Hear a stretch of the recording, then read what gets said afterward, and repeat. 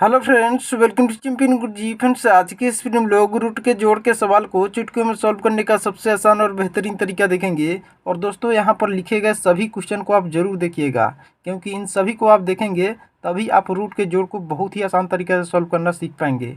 और इस चौथे क्वेश्चन को भी जरूर देखिएगा, क्योंकि इसको आप देखेंगे तो यहाँ पर रूट के अंदर कितनी भी बड़ी संख्या रहेगा तो आप आसानी से रूट का जोड़ कर पाएंगे। ठीक है, तो देखिए यहाँ पर पहला क्वेश्चन है कि √3 + √3 है और इसको ऐड करके इसका सही आंसर बताना है। ठीक है, तो देखिए रूट के जोड़ का कोई भी सवाल रहेगा तो सबसे पहले आपको देखना है कि रूट के अंदर जो संख्या है वह बराबर है कि नहीं।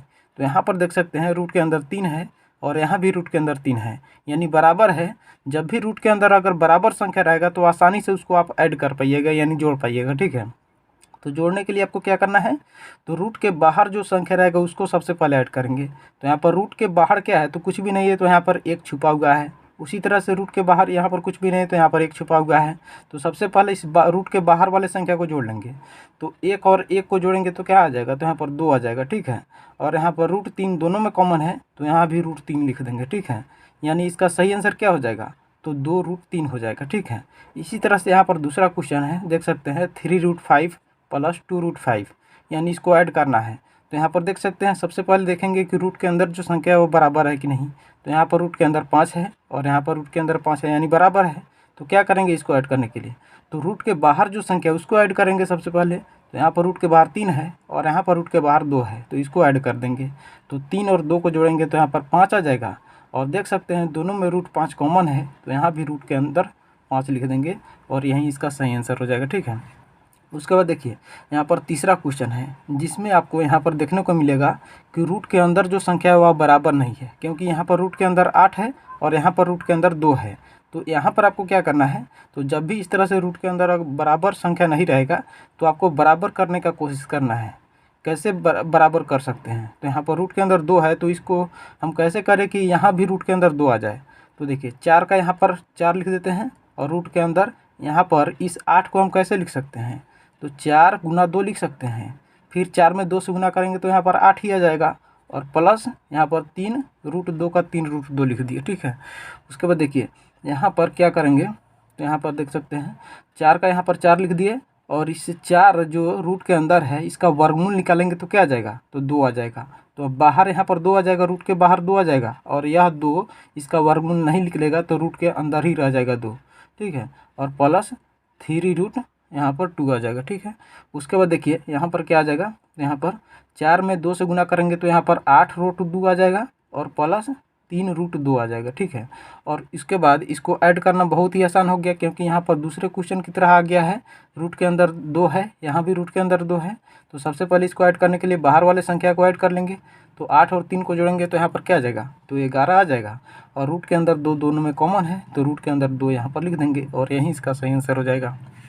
ठीक है, उसके बाद देखिए यहाँ पर चौथा क्वेश्चन है, इसको आप सॉल्व कर लिए तो समझिए कि आप रूट का जोड़ कोई भी जोड़ रूट का जोड़ का सवाल आप आसानी से कर सकते हैं। ठीक है, तो देखिए यहाँ पर 5√243 है और यहाँ पर 4√27 है। ठीक है, तो यहाँ पर देखिए बड़ी संख्या आ गया, तो यहाँ पर देख सकते हैं यहाँ पर बराबर करने का कोशिश करेंगे।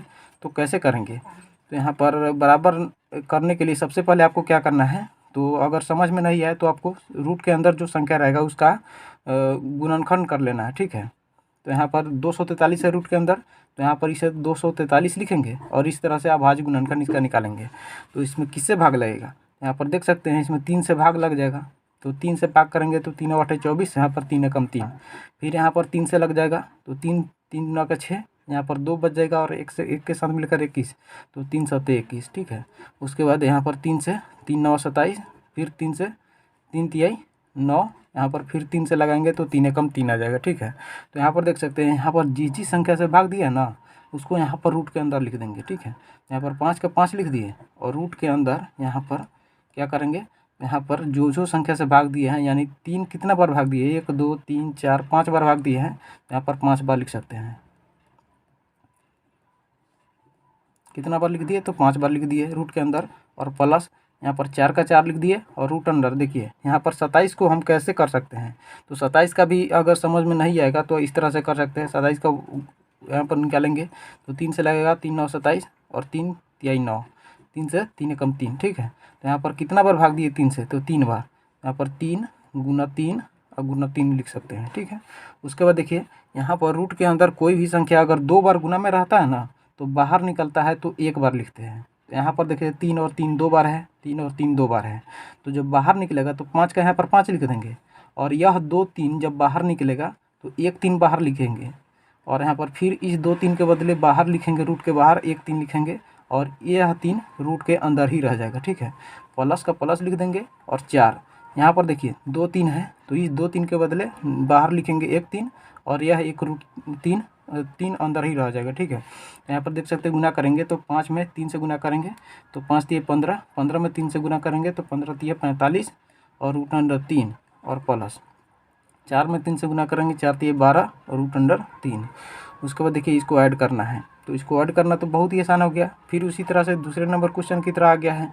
रूट के अंदर यहाँ पर 3 है, रूट के अंदर 3 है, तो सबसे पहले रूट के बाहर वाले संख्या को ऐड कर देंगे। यहाँ पर 45 और 12 को जोड़ेंगे तो यहाँ पर देख सकते हैं 5 और 2 को जोड़ेंगे तो 7, 4 एक जोड़ेंगे तो 5, यानी 57 आ जाएगा। और रूट के अंदर 3 दोनों में कॉमन है, तो यहाँ भी रूट के अंदर 3 लिख देंगे, और यही इसका सही आंसर हो जाएगा, ठीक है। हालांकि देखिए यहाँ पर 27 के बदले आप इस तरह से सोच सकते थे, यहाँ पर 9 गुने 3 कर सकते थे, इस तरह से नहीं भी करते तो आसानी से हो जाता।